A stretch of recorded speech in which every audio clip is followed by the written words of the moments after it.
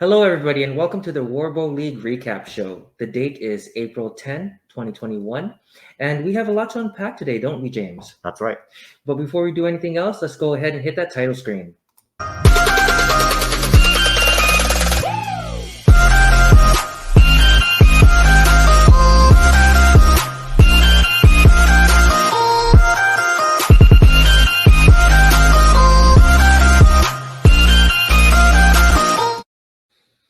So, like I said earlier, we do have a lot to unpack this week. Starting this week, we are actually working on our new curriculum that we're developing to develop athletes and teams in multiple areas. Any words on that? Yes, in fact, we are looking at making a comprehensive training regimen, not just for adults, but to get youth involved as well. And the idea is that we would have a quarterly sort of run through from beginning all the way up until advanced. And then from there, we're planning on a series of events just to get in there and scrimmage with the skills that you just learned. Yeah, we have a lot on the horizon involving our teams, but what teams do we have currently right now? Okay, so let's take a look at our scoreboard here and the current stats during season 0. So at the very top of the list here, we have the Swordbreakers with 7 games won and 10 games played. Definitely our leads. And they are definitely our front runners. Coming up shortly right after, Nightlife haven't had a chance to put any more games since the last scrimmage, but they are at 3 games won and 4 games played. And finally, we have Ghost Shot and the Shadow Assassins out of Tracy. No developments there, but there's going to be a very big game day that's coming up, and more on that later. So speaking of Swordbreakers, they did have a game last week against new up-and-coming team Recursion from Redwood City. And here's James, a little bit more on that action. That's right. It was a sort of a vindication for the Swordbreakers in their next match, coming right off of that close one with the Tracy Nightlife. They showed their stuff. In round 1, they pulled ahead just after a flurry of shots. A lot of points went up on the board, but in the end, the Swordbreakers were still on top 10-5. In round 2, Recursion tried to actually come back, and they were trying to pick up the pace and pick up points, but the Swordbreakers were just ahead of them each time, and they managed to keep that lead. Now in round 3, the Swordbreakers pumped the brakes, and Raul, the team captain, put a nice little strategy there to hold the arrows and slow down the rate of shots. And at the very end, go with a fierce counterattack. And so finally, we had the Swordbreakers pulling away with a dominant showing against Recursion. Now, the Swordbreakers, James, are actually a big part of the show today. That's right. And we actually have them here today for an interview. Let's go ahead and put them in. Hey, guys, how you doing? Hey. Hello. Doing well. Excellent. So we have Raul, Emilio, and Aziz, the 3-man team of the Swordbreakers. Now, you're actually the oldest team that we have, and you've actually pioneered a lot of the meta of the game itself. Raul and Emilio, you've been here since the very beginning, and Aziz, you've just dropped in, transferring over from the Ghost Shot team, a preliminary team, into the Swordbreakers. Now, before we move forward, you had a game involving you and a new team last weekend, Recursion. Let's go ahead and take a look at some of those highlights.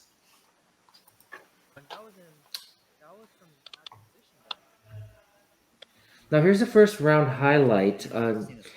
And basically what we see is that you almost get a ring out, the very first ring out of the game. What are your thoughts on that? Yeah, we were just simply just trying to just try to get as many shots out as possible and to communicate. And that's kind of one of the things we have to do a lot better, just communicating with each other. But I think movement is key in this game. You can't be stagnant. That's right, man. That's right. Speaking of movement, in the first round, towards the end, you actually had a little bit of back and forth with Tony. There's going to be a bit of a back and forth here, and if you can spot yourself kind of losing out on a small duel there. Yep. Yeah, I think it was for me. It was just kind of like equipment, trying to get my arrows knocked properly and stuff like that. And um, I thought that, and I think that one guy really kept really good at hiding behind that backstop. Mhm. So here's a question for Raul and Emilio. Um, so we have the teams, and we got arrows flying around during this first round, and yet it always seemed like the Swordbreakers were able to come up just a little bit more and come up on top. And by the end, it was 10-5. In the middle of this chaos, how are you able to always stay on the edge? A combination of actually like Raul and Assist are really good at blocking, so they could block the narrow, that shot nullified, and then just shooting back with me trying to snipe from far away if I could, or if they were distracted. And same with Raul and Assist, shooting back, blocking. So from my point of view, uh, as long as you make more points than the other team, you'll come out ahead. So being protective of yourself and your teammates, making sure they don't get those points, and actually being disappointed when you get hit, which is what happens to me every time I get hit. Is like I should have seen that. So just trying to improve, and like Aziz mentioned earlier, I think one of the things that we can improve on the quickest is communicating a bit better, because we need all 6 eyes, and we need to see what the other team is doing. So one thing that I've noticed, the dynamic within your team. Now, Raul and Emilio, of course, are big on defense, but when you picked up Aziz, I think Aziz seems to be. Correct me if I'm wrong. Aziz is like the hunter of your team. He seeks out, he looks for people to punish, and he's been a real key Yeah, part of your offense. yeah. I mean, you really. So- Uh, go ahead, Aziz. No, sometimes that's I get a little bit I get a little tunnel vision on that. I need to, like Raul was saying, have know have all eyes. I've seen they sometimes get like single minded about hunting instead of focusing on like the rest of the team, because Emilio and Raul are such good shots. I feel like I don't really have to worry about them as much, but I need to, because they're I think they're the better shots. And if you give Emilio time, he can set up and snipe people no tomorrow. Well, let me tell you one thing though. One thing I've noticed that you brought to the team, and kind of, I'd say you're almost a pioneer of it at this point, because a lot of people are very conservative on the field. But one thing you've done really well is that you've gone and you've just when you decide you see an opening, you swoop in and do a quick run in and seem to, and that could be a thing for your team, in that you really are there to finish. Every team needs a scorer, and let's just take a look at a clip here in round 2, where you're basically where you'll see that Aziz kind of swoops in, and he gets a score on this one actually, and it's just one of those things that. Oh, there you go. Yep. And it's a cross shot too. And it's a cross shot, right? And I gotta say, like, that's kind of like what the Cristiano Ronaldo kind of thing, right? the guy who comes in and just buries the ball in the back of the net. See, one thing that I love about this, Aziz, and Swordbreakers in general, is that once you joined this team, you really balanced it out, but you've added something different and new to the game itself. And another thing that I really enjoy is that, Aziz, if you don't mind me saying, you're actually the oldest athlete that we have on the field, and you're taking it to all these young guys. No, it's so aerobic. I mean, you're just constantly moving, and you don't have time to think. It's like I don't think about like my little aches and pains. I don't even think about that when I'm out there on the field, because I'm having so much fun. And each of the team members brings something different. Like Aziz is like the striker, so he's major offensive, right? Um, Raul is more on the middle ground. He's there directing from the back end, but he's taking shots when he needs to and defending when he has to. And then you have He's Emilio on the he's back end, a bit more defensive, but also the sniper of the group. yeah. Raul's the general. We Yeah. like we need to Mindset. Raul. We have to let Raul, Raul see and like the real Raul's looking around like, hey, over there, over here, Z's pull back, boom, go here, Amelia over here. I like that. So let's take a look at now. Speaking of the general here, now, so the Swordbreakers did something really, really cool in the third round. I thought it was very, very clever because you were up ahead by at least 6 points, and what you did, well, we'll see here in this clip. You basically denied the other team arrows by slowing down your shots, by denying them any ammunition. Mm-hmm.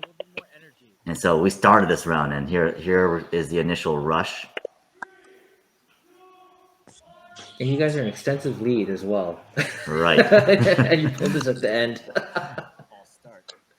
See a really As you easy start to job. slow down the action, Raul, what are your thoughts here? Yeah, so basically here is just telling them hold your shot. If there's a really open shot or if it's very easy to take it, but try not to. And that was basically what was going on. So I have a question for you. So let's say that you're on the opposite end. You're down a few points, let's say, and you see the other team trying to do that to you. So what would you do in that situation? Yeah, so I would make sure that the two previous rounds that the gap doesn't get that large. Mm-hmm. But the other team is put in a very difficult situation where every shot they take, it better hit. And if I were to my team or our team were to start running out of arrows, I would say just play the decoy, just try to draw an arrow. Maybe someone will be trigger happy or be tunnel vision into getting a hit, and maybe we'll get a couple of arrows that way. And that's probably the best that you can do. I mean, this is such a new sport that this is something that is going to happen, and and it happened to Recursion, right? So It did, and I dare say that that's probably the right answer. You probably need to get gutsy, have someone out there. Now you can be smart, maybe have a second guy to cover your buddy to see if you can get an opportunistic shot. But really, it's about guts, right? No guts, no glory. that's so true. And James hit on something a little bit earlier. This is definitely a new sport, and every week it seems we have a new team coming in to test it out. Since you guys have been here the longest and you've developed a lot of the meta that we have, even in the most recent games, is there anything that you can say to any new teams coming into the sport that can get them more prepared for facing a team like yourselves? I'd like to see what Aziz has to say about this. Deep thought. I would say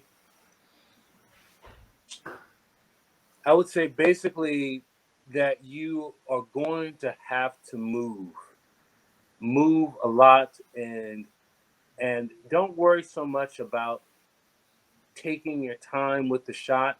You just have to get, like, I think you were saying something about snap shoot. Just snap. Get those arrows out there. Get them, and I think that's I need to do more. Sometimes I think I take a little bit too much time, but I think that you're just going to have to move, because I noticed that a couple of times that the guys from the other side were talking about, like, oh my God, I'm so tired. They were just exhausted, and I'm thinking, like, wow, really? I could keep going here. But it was interesting. You gotta have some cardio.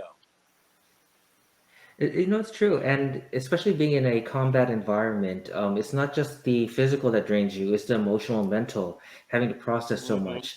I mean, going back into one of your previous games that we don't have anything queued up with today, but when you took on Nightlife, they had a new player there, super athletic looking guy, right? But he was Mm-hmm. out there puffing and puffing and taking extensive breaks when he needed to. Mm-hmm. Yeah. Right? There's a certain level of calm that comes in with doing this type of activity over time. Yeah. I thought he was gonna I thought he was gonna give us problems, but I saw him out in the parking lot taking back those cigarettes, and I was like, oh man, he's gonna have a tough time with this. This this is a you got a running gun with this game, and yeah, it did take its toll on him. I noticed, but it was still a good game though. So, like, in this previous game, Aziz, you were kind of the star of the show in terms of going for the shots. Um, Raul, you definitely led your team to perfection, especially in that last round. Amelia, you were definitely there for support and sniping in when people weren't noticing. But let's get back to Mhm. you, Emilio, for a second. What kind of encouraging words can you give to new players as they're coming into the sport? I mean, first, it's always gonna like the hardest part for me getting in was knocking the arrow under pressure. So just keep practicing that, just the whole motion. Yeah. Go and keep working, and then you'll eventually get much better. You wouldn't even have to think about it when you're under pressure. And yeah, you keep getting better the more you do it. Excellent, excellent. So, guys, thank you so much for coming in today. Do you have any final words to give to the community, the new athletes, the new clubs, or anybody just watching, the spectators? Try it. Very fun. Very Is that fun. a directive, sir? Be tired, but it's gonna be a blast. So it looks like we're having some technical difficulties with Aziz, so we're gonna have to double back with him again on a different day. But guys, thank you so much for joining us today, and we'll see you on the field. All right, so that was the Swordbreakers joining us in for an interview. Coming up next on the 18th of April, we are going to be having a live stream coming from Tracy. Nightlife Sword Fighting Academy. There will be about 3 to 4 teams there, so we'll have our first little mini tournament happening. That's right. It'll be live streamed, so you can catch all the action on our Facebook page. But on that note, now that the Warbow League is becoming more competitive, there's going to be an increased pressure to score correctly. And I just want to let the community know that our company, True Score Incorporated, is actually working on a solution, an electronic solution that will be able to score this automatically. So you can expect that we will try to implement this at a later time for, say, a tournament near the end of the year, and definitely with increased presence towards the beginning of next year. That's right, James. And once again, this is a new sport, and we are trying to build it up to a top tier. But in order to do that, we need you guys. So we're going to need more athletes. We're going to need more clubs. If you want to join us, go to our website at warbowleague.com to register yourself as a team, or take a look at our Facebook or other social media like our Instagram to find out how to contact us and see how you can be a part of the Warbow League. Right. And with that said, let's cut to our outro. That's right.